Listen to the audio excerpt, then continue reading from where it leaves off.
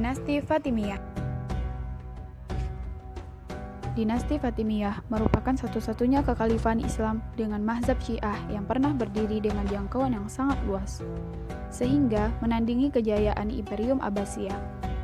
Dinasti ini juga merupakan satu-satunya kekhalifahan Islam yang berasal dari Afrika Utara, lalu berhasil merebut Mesir dan terus menyebar ke arah timur hingga ke Arabia.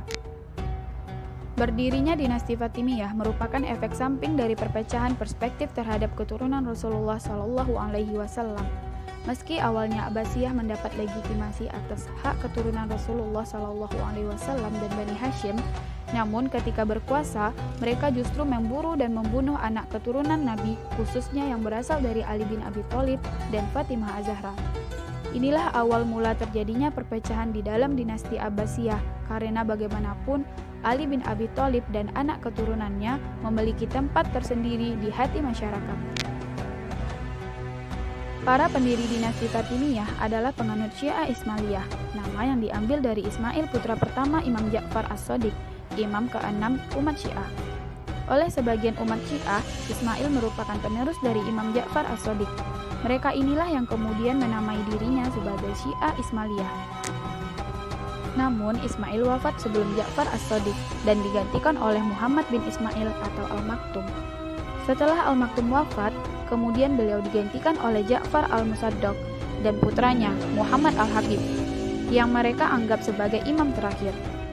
Muhammad Al-Habib mempunyai putra Abu Muhammad Abdullah yang kemudian dikenal sebagai pendiri dinasti Fatimiyah pada tahun 1909 Masehi di Tusnia.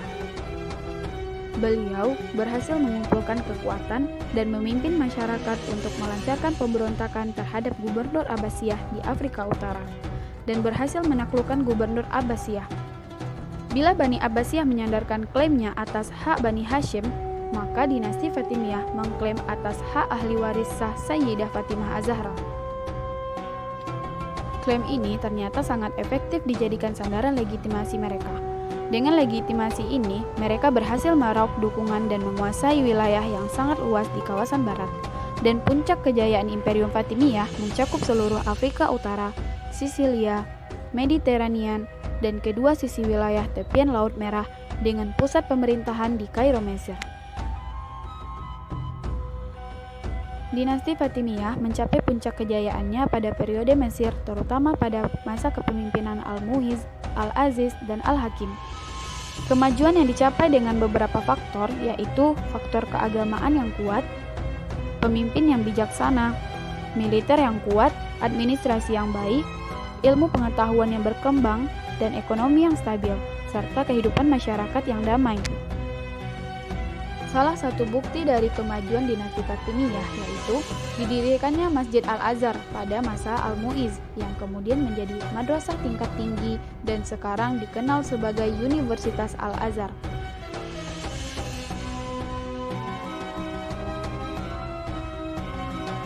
Pada masa Al-Hakim terjadi penurunan. Kemunduran dinasti Fatimiyah terjadi dengan beberapa faktor, di antaranya banyaknya khalifah yang diangkat pada usia yang sangat belia, kemudian konflik berkepanjangan antara pejabat dan militer, dan ketidakpuasan rakyat terhadap kebijakan pemerintah. Kemudian terjadinya persaingan dalam memperebutkan Mesir. Dan yang terakhir, terjadinya bencana yang berupa kekeringan.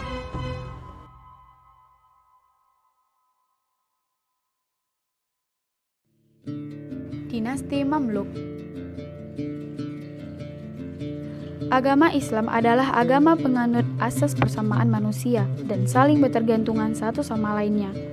Islam tidak membedakan antara manusia pria maupun wanita, karena semuanya sama kedudukannya di mata Allah Subhanahu wa Ta'ala. Dinasti Mamluk merupakan dinasti para budak yang berasal dari berbagai suku kebangsaan yang menciptakan satu tatanan.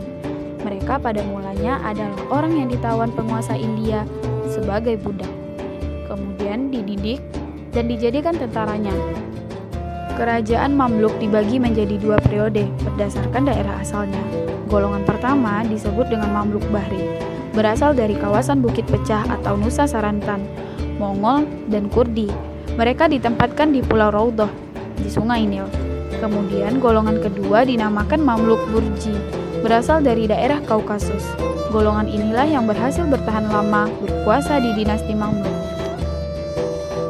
Wilayah kekuasaan dinasti Mamluk meliputi wilayah Mesir, Suriah, Hijaz, Yaman, dan daerah di sepanjang aliran sungai Eufrat. Kemenangan dinasti Mamluk atas tentara Mongol adalah peristiwa besar dalam sejarah Islam dan merupakan kemenangan pertama yang berhasil dicapai oleh kaum muslim terhadap kaum Mongolia.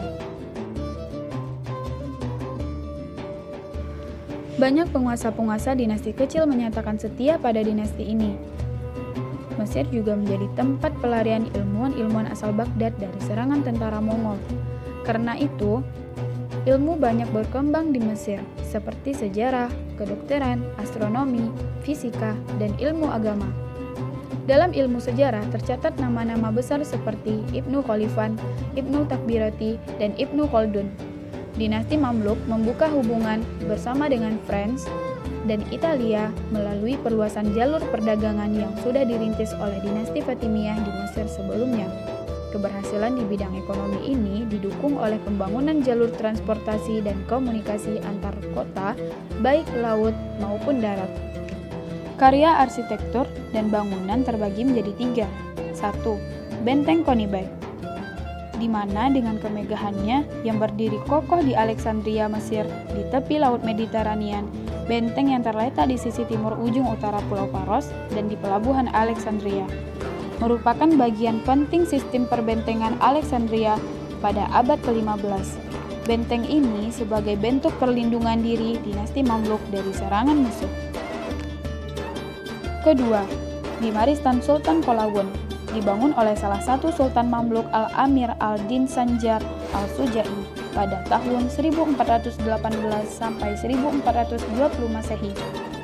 Bimaristan ini adalah rumah sakit umum yang kedua yang masih tersisa sampai saat ini. Terkenal memiliki monumen yang terinspirasi dari bangunan Sultan Hasan Madrasah. Kerangka bangunannya merupakan khas Persia dengan 1 jendela. Ketiga, Taqiyya Al-Bustami. Awalnya dibangun oleh Sultan ke-10 dan Sultan Mamluk ke-34, Syaifuddin Abu Sa'ad Dammar, Sufi yang datang dari Bukhara di Asia Tengah pada tahun 1443 Masehi. Taqiyya awalnya sebuah masjid kecil yang dibangun oleh Sultan Muhammad bin Qalawun. Taqiyya memiliki lapangan terbuka di pusat bangunannya. Di sekitar Taqiyya ada beberapa struktur, di antaranya sebuah masjid kecil, madrasah, dan taman-taman.